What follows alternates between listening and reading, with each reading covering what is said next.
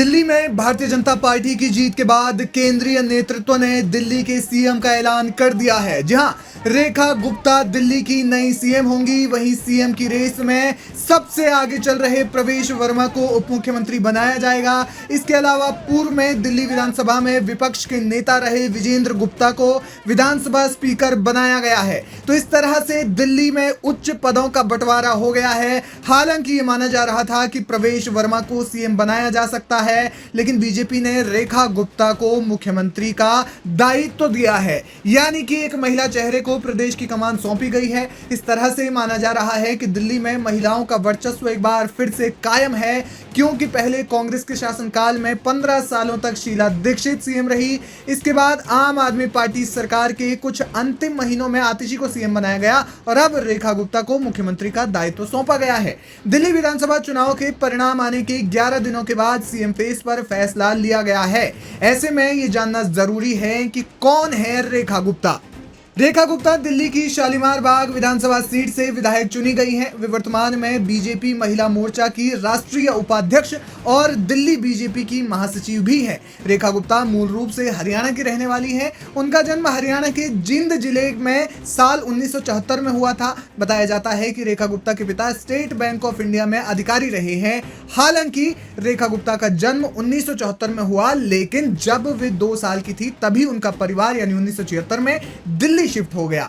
इसके बाद उन्होंने अपनी शुरुआती से लेकर उच्चतम शिक्षा तक सारी दिल्ली से ही ग्रहण की। रेखा गुप्ता आरएसएस की स्टूडेंट विंग एबीवीपी से जुड़ी और दिल्ली यूनिवर्सिटी में वे एबीवीपी के टिकट पर दौलत राम कॉलेज से महासचिव चुनी गई।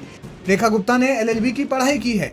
कॉलेज खत्म करने के बाद रेखा गुप्ता ने साल 2003 और 4 में भारतीय जनता पार्टी में युवा मोर्चा की दिल्ली इकाई में वे सचिव बनी। बाद में उन्होंने भाजयुमो के राष्ट्रीय सचिव का पदभार संभाला। रेखा गुप्ता का राजनीतिक करियर। साल 2007 में रेखा गुप्ता पहली बार उत्तर पीतमपुरा से पार्षद बनी। 2007 और 2009 में दिल्ली एमसीडी में महिला कल्याण एवं बाल विकास समिति की वे अध्यक्ष रहीं।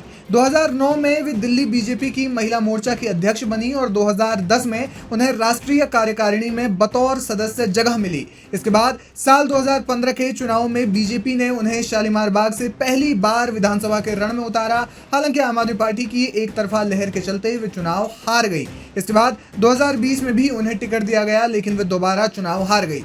लेकिन न उन्होंने हार मानी और न बीजेपी को उन पर भरोसा कम हुआ। 2 बार आम आदमी पार्टी की वंदना कुमारी से हारी रेखा गुप्ता ने तीसरी बार अपनी हार का भरपूर बदला लिया और वंदना कुमारी को बड़े अंतर से चुनाव हरा दिया। यानी पहली बार विधायक बनने के बाद ही उन्हें सीएम की कुर्सी पर बैठाया जाएगा।